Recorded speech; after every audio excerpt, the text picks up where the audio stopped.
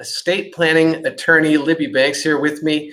Libby, you are the first one in this new online community that we're creating here called Phoenix Life Transitions. And I really think that this new community is going to grow into something special. And so this may be historic. It may be that you are the answer to a trivia question someday. Who was the first person to be interviewed on Phoenix Life Transitions? That would be awesome. So just to get the audience to know you a little bit better, I know that you went to school at University of Kansas and also got your Juris Doctor degree there at the law school. Yeah. But tell us a little bit more about you as a person and your family and that kind of thing. Okay. Well, I'm married to my husband, Andy, who works in my law firm. He's not an attorney, but he does a lot of marketing and office management and really keeps us in ship shape. I have 3 kids. My oldest son is in Thatcher and is married to a lovely lady who has had 2 wonderful grandchildren for me. Yeah. So for me.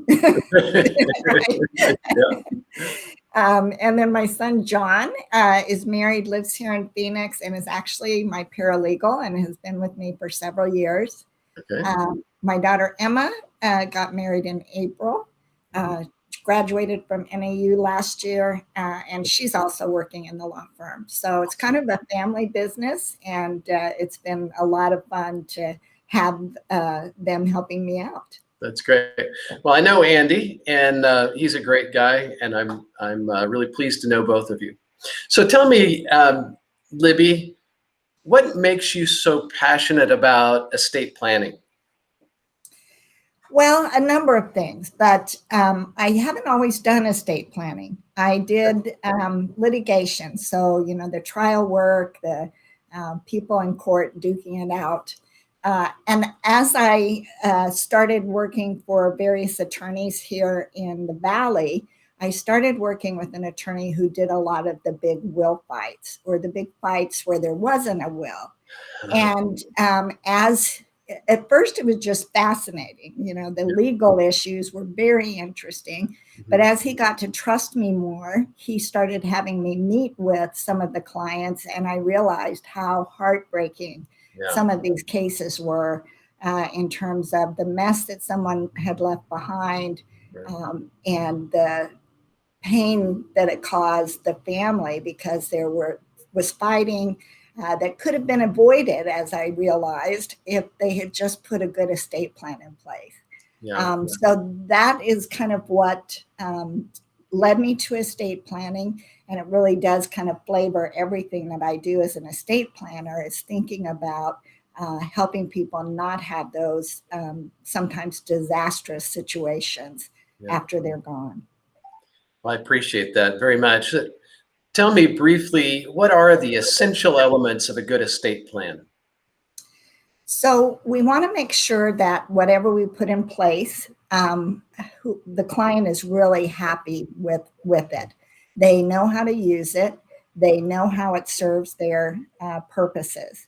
So a lot of times that's a trust. Sometimes a will be sufficient, but I really love the revocable trust for most of my clients. We also want to make sure that they've got a general durable power of attorney for finances. So that's where we appoint somebody to handle some of the financial things if we're incapacitated. Normally, it's just on incapacity that is effective. So that makes sure somebody can step in and handle your finances. Right. We also want to do healthcare documents. So a healthcare power of attorney who's going to make decisions for you. A living will, which is that end-of-life directive. And then we want to make sure that anybody who needs to get medical records or talk to the doctors can get them. So we have a release that complies with all the HIPAA laws, so they will be able to get the information. Yeah. All of those things are important, to be sure.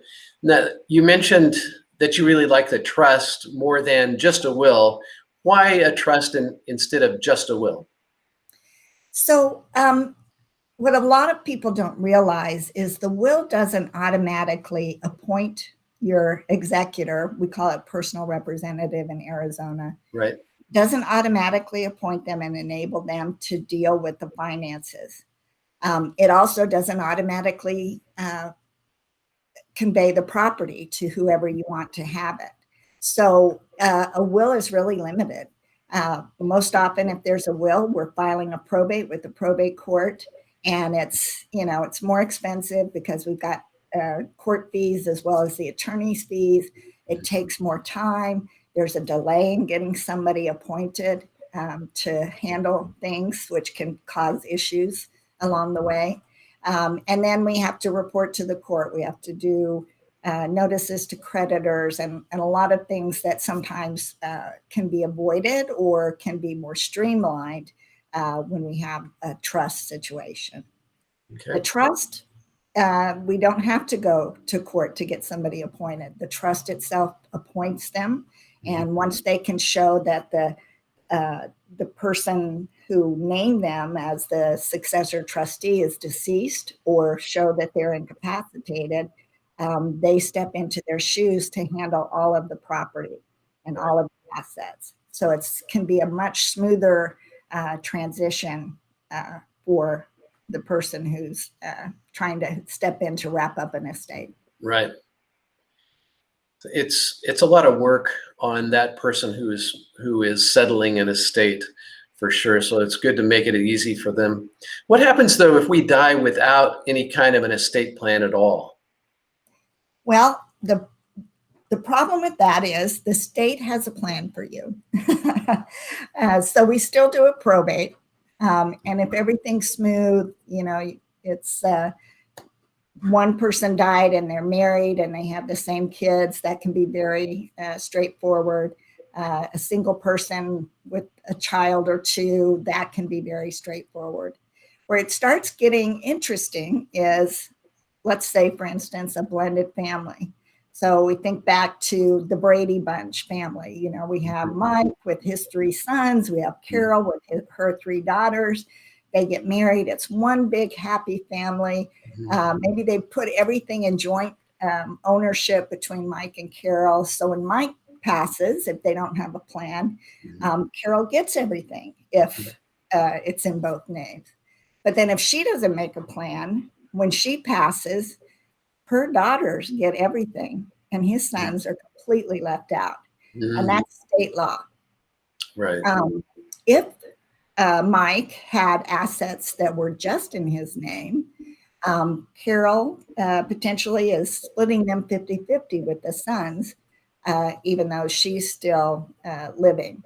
So that's one. The other one is a single person with no kids. It can be kind of an interesting situation. So maybe the parents if the parents are living, they're actually the people who inherit. And if we have a divorce situation, now again, we potentially have an issue with who's going to be in charge of the estate because they both have an equal right. So a lot of issues can come up from just failing to plans. Right. Right. So, okay. So you're talking about the going through the probate process and all of that. There's a lot of times people would like to avoid the probate process after somebody has passed. And I understand it is possible to do that if the estate is small enough, right? Could you describe for us that the small estate affidavit process? What does that mean? How does that work? Right. Yeah. When there are very few assets, or, for instance, a situation where we have a trust and almost everything is in the trust, but we have one small bank account. This happens from time to time. One small bank account that's not in the trust. What we can do is I call it the small estate affidavit, but it's an affidavit for collection of personal property. Okay. And bank accounts are personal property. So the state law allows if all of the personal property assets are under $75,000, then we can fill out this affidavit and submit it to the bank and claim that bank account to to give it to the heirs or have the personal representative, if there's a will, deal with it, or transfer it to the trust if it's a situation like I mentioned. Right. Now, am I right in thinking that there's also an affidavit process if the real estate equity in the real estate is also below a certain amount? Can that also avoid probate? Yes, but given current price values in Phoenix, it really is low. And I forgot to look it up. I don't run across this very often, but I believe it's 100,000. Okay. And I'm thinking that also it's a 6-month waiting period. Oh. So yeah, so the times where we use that are pretty slim. It would be, you know, a situation where maybe it's a married couple, the house happened to just be in the husband's name and he passed. And it's 100,000 less, you know, so that would be equity basically. Right. Basically. It is tied to the appraiser's value on the Maricopa County Appraiser's website.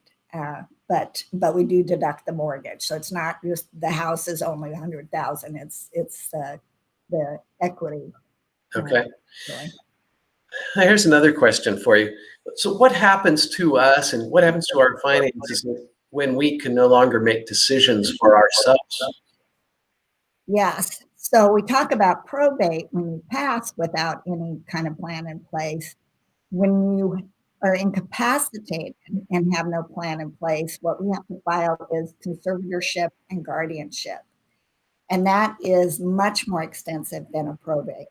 So it's going to involve at least 2 attorneys. So whoever is trying to get conservatorship to get control over your finances and take care of things hires an attorney.